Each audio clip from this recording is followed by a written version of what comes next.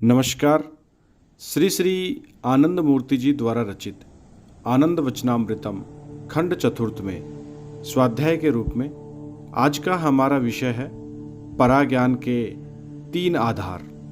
शास्त्र में कहा गया है कि श्रवणायापि बहुभिर्यो न लभ्य श्रृण्वन्तो अपि बहवो यम न विद्यु आश्चर्यो वक्ता कुशलोऽस्य लब्धः आश्चर्यो ज्ञाता कुशलानुशिष्ट। मानव समाज में कितने ही लोग हैं, किंतु उनमें कुछ मनुष्य ही आत्मज्ञान अर्जन करने का सुयोग पाते हैं। फिर उनमें भी अति अल्प लोग ही व्यवहारिक प्रशिक्षण का सुयोग पाते हैं। इसका मूल कारण क्या है? कारण यह है कि साधना विज्ञान ही दुर्लभ है।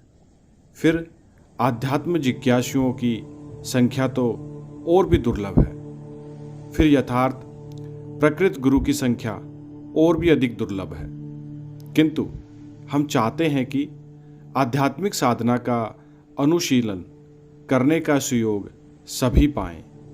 आध्यात्मिक विद्यार्जन की आध्यात्मिक साधना में आनंदाभूति लाभ के लिए न्यूनतम योग्यता है एक मनुष्य का शरीर। केवल मनुष्य का शरीर पा जाने से न्यूनतम योग्यता मनुष्य पा जाता है।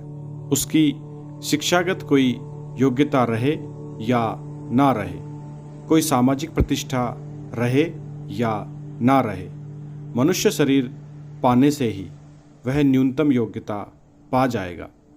आध्यात्मिक साधना और साधना जनित आनंदाभूति लाभ के लिए किंतु प्रणिपात, परिप्रश्न और सेवा के द्वारा उसे उत्सुक रहना होगा।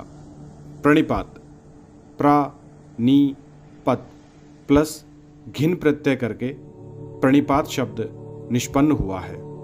परम पुरुष को जानने के लिए एकांतिक इच्छा, एकांतिक ऐषणा रहनी होगी और सब कुछ त्याग करने के लिए प्रस्तुत रहना होगा। प्रणिपात माने पूर्ण आत्मसमर्पण। इस पूर्ण आत्मसमर्पण के बिना कहीं कुछ भी नहीं हो सकता।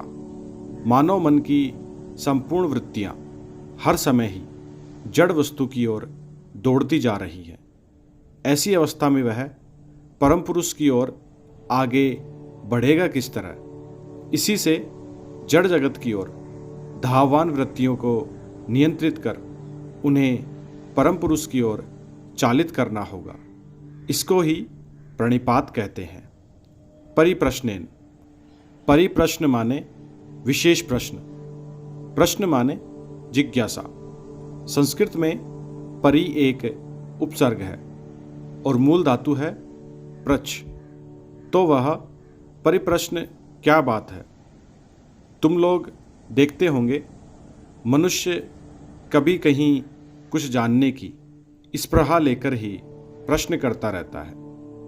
फिर कभी निहायत दूसरे को मूर्ख बनाने के लिए भी प्रश्न करता रहता है। उसे प्रश्न का उत्तर पहले से ही जाना हुआ है, तो भी केवल दूसरे को मूर्ख बनाने के लिए उसे फिर जानना चाहता है।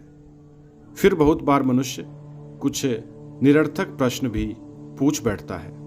इन्हें मनोरंजन के अतिरिक्त और क्या कहूँगा, ये परिप्रश्न नहीं हुए।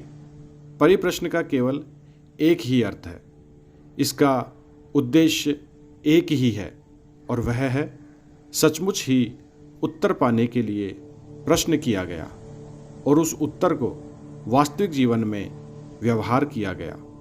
तुम उत्तर जानकर उसी के अनुसार काम करोगे, क्योंकि यह जानकर ही तुमने प्रश्न किया।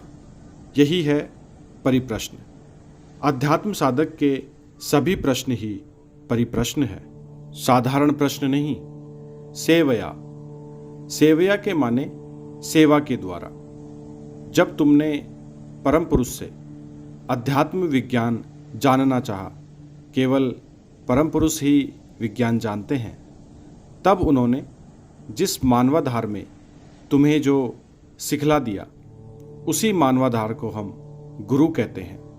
सच तो यह है कि यह अध्यात्म विद्या परम पुरुष के अतिरिक्त अन्य कोई नहीं जानता, और तुम जब उनसे कुछ जानना चाह रहे हो तब तुम्हें उन्हें संतुष्ट करना ही होगा, और वे संतुष्ट होने पर ही तुम्हें समस्त परिप्रश्नों का उत्तर देंगे, तुम्हें तदनुयायी शिक्षा देंगे। वे तुमसे लाभ का व्यवसाय नहीं करते हैं, किंतु उन्हें तुमको खुश करना होगा, संतुष्ट करना होगा, और उनको खुश करने का एकमात्र उपाय है उनकी संतान संततियों को संतुष्ट करना, और समस्त जीव जगत ही उनकी संतान संतति है। वे ही सबके सृष्टा हैं, इसीलिए उन्हें संतुष्ट करने के लिए तुम्हें उनकी संतान संततियों की निस्वार्थ सेवा करनी होगी। समस्त सृष्ट जगत की इसी भाव से निस्वार्थ सेवा करना ही हुआ प्रकृत सेवा। तुम लोग अवश्य ही जानते हो कि हमारे आदान प्रदान साधारणतः दो प्रकार के होते हैं। तुमने किसी को कुछ दिया और उसी के साथ कुछ लिया, यह हुआ व्यावसायिक लेन देन। तुमने कुछ डॉलर दिया, विनिमय में कुछ पण्य सामग्री पाई, यह जो पारस्परिक लेन देन है यह हुआ व्यवसाय। और जब आदान प्रदान एक तरफा होता है, अर्थात जब तुमने कुछ दिया किंतु बदले में कुछ लिया नहीं, तो इसको सेवा कहते हैं। सेवा हुई एक तरफा। इसकी दूसरे ढंग से भी व्याख्या कर सकते हैं। मान लो कोई व्यावसायिक लेन देन चल रहा है, तुमको कुछ लेना हो और तुम यदि उससे सबसे अधिक मूल्यवान वस्तु लेना चाहते हो, तब तुमको सबसे अधिक मूल्य भी देना होगा। तो तुम यदि सबसे अधिक मूल्यवान वस्तु आध्यात्मिक विद्या पाना चाहते हो तो तुम्हें स्वयं को ही देना होगा, रुपये पैसे नहीं। मैं इन दोनों को ही सेवा कहूँगा। जब तुम्हारा देना एक तरफा है और जब तुम अपना सब कुछ ही देकर आध्यात्मिक विद्या लाभ करते हो, तो उभय क्षेत्र में ही यह सेवा है। तो तुम्हें अध्यात्म विद्या अर्जन करने के लिए, आध्यात्मिक आनंदाभूति पाने के लिए अवश्य ही 3 काम करने होंगे। वह 3 काम हैं प्रणिपात, परिप्रश्न और सेवा। यही हुआ आध्यात्मिक साधना में सिद्धि का पथ। पटना, 24 अक्टूबर 1978। धन्यवाद। बाबा नाम केवलम।